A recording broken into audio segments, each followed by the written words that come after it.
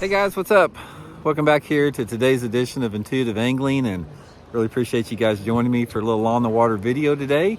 And guys, I'm going to give you all some tips and advice on how to fish a flooded lake, because I'm here on Table Rock Lake today and the lake is flooded out. It's probably about 7 or 8 feet over normal. Tons of water in the bushes, tons of water in the trees here.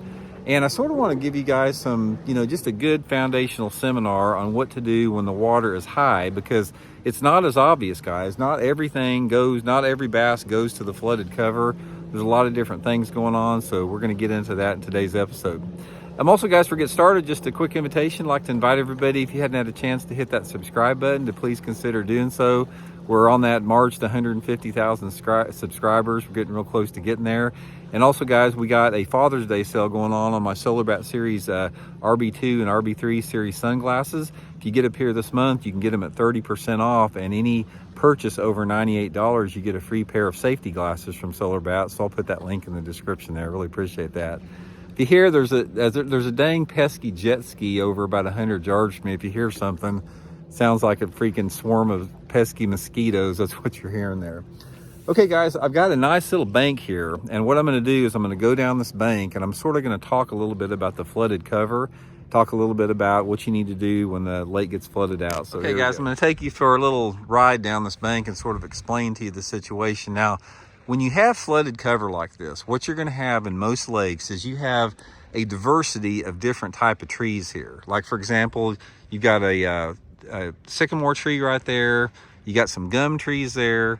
You got some buck brushes right there, button bushes or buck brushes.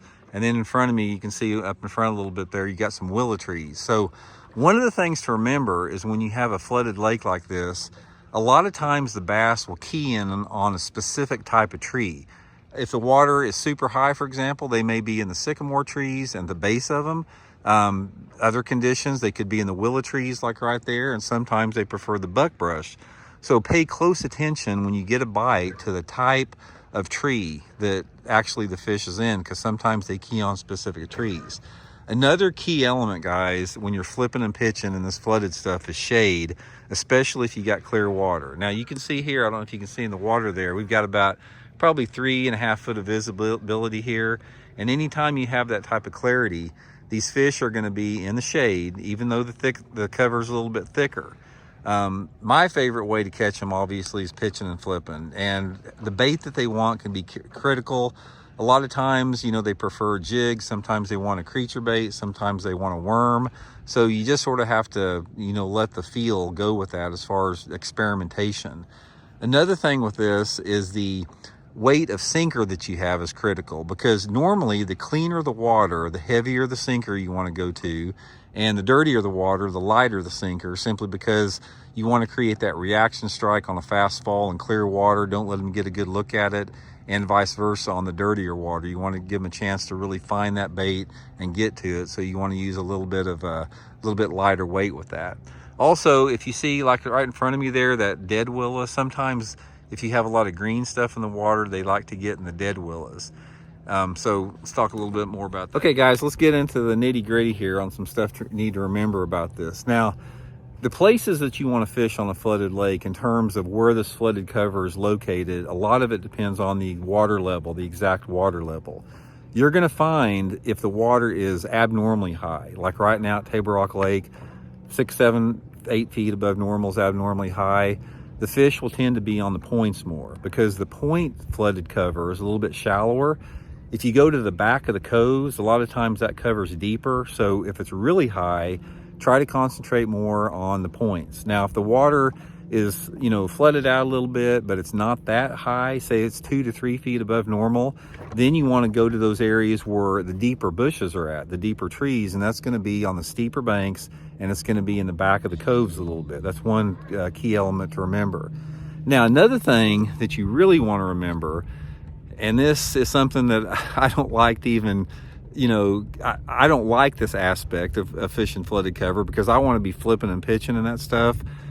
Most of the time, when you have a lake that comes up fast, like Table Rock came up real high in about a week's time, a lot of the fish will not move into that flooded cover. And the fish that do move in there will be, a little bit smaller fish. A lot of the bigger fish, and the majority of the fish, even when a lake floods out, unless it gets muddy, they're going to stay out in deeper water. So in other words, let's say, for example, Table Rock Lake, the normal lake level is 915, and right now it's about 922. So when the lake comes up real quick like that, a lot of those better fish, doesn't matter what time of the year, they will stay on that original shoreline. So let's say that last week the water level was 915 here, and this week it's 922. Concentrate on that 915 level. So drag a Carolina rig, throw a football head jig, throw a deep diving crankbait out on the old original water depth line, because I don't know what it is, but it's the reality of the situation. A lot of those fish do not like to move up into that cover. They want to stay out in that deeper water in that original shoreline, which makes no sense to me, because if I was a bass, I want to be up in there. It's like you got good ambush points, you got good cover, you can get away from the fishing pressure. But for whatever reason, there's a population or there's a percentage of those fish that don't want to move up shallow. So much of this also has to do with your water clarity. If you have a clear water lake, like, you know, here on Table Rock or, you know, wherever you're fishing, the bass tend to use a diversity of depths, even if the lake floods out, unless it gets muddy. So like right now, you can have some fish out deep, you know, in 20 or 30 foot of water. They could be suspended. There could be some up in these flooded trees. They're scattered a lot more. But if you have a lake that is a dirty water lake or an off-colored lake that doesn't have real clear water, the fish don't have those options, and they tend to want to move shallower than they will on a clear water lake. And what you have to look for is you have to look for the appropriate water depth if that water is stained. So in other words, if you say you have water visibility of a foot or a foot and a half, you're not going to catch many fish in the deeper cover. You're going to have to find those areas where you can access the bank and try to find those flooded trees and flooded cover in less than 3 foot of water. So, and then that's just one end of the spectrum. Everything else is sort of in between. So I tell you one thing about it, guys, I don't quite understand. And I just got off the lake. I had an on the water lesson today at Table Rock, and we had probably, I don't know, 15 flipping bites or so like that. Lost a lot of them in the bushes. But one of the things I was telling the guys I went out with is that I just don't understand why the fish just don't get up in this stuff like they used to. Because I remember back in the 80s and early 90s, anytime on Table Rock when the water came up high in the bushes, if you weren't fishing in the bushes, you had no chance of winning a tournament. The big fish moved up into them right off the bat, and you could catch them. And it's not like that anymore. It's almost like these bass have evolved. They do not want to go shallow, even if the water's high. They want to stay in deep water all the time. And I think a lot of that has to do maybe with fishing pressure, or, you know, maybe not as many bass. I'm not sure what it is.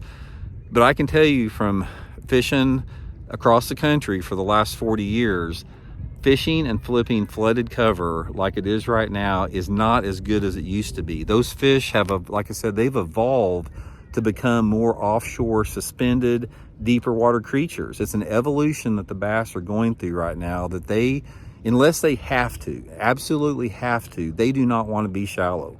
Unless they're spawning, they want to be deep. And that's why even when the lake gets up like it is now at Table Rock and the cover looks awesome in the flooded cover, the fish don't use that cover like they used to. Now some of them do, because like I said, we had 15 or 20 bites today, but that's not what it used to be. I mean, it used to be just a lot better than that. But anyway, guys, that's sort of what's going on here. Like I said, some good tips and advice.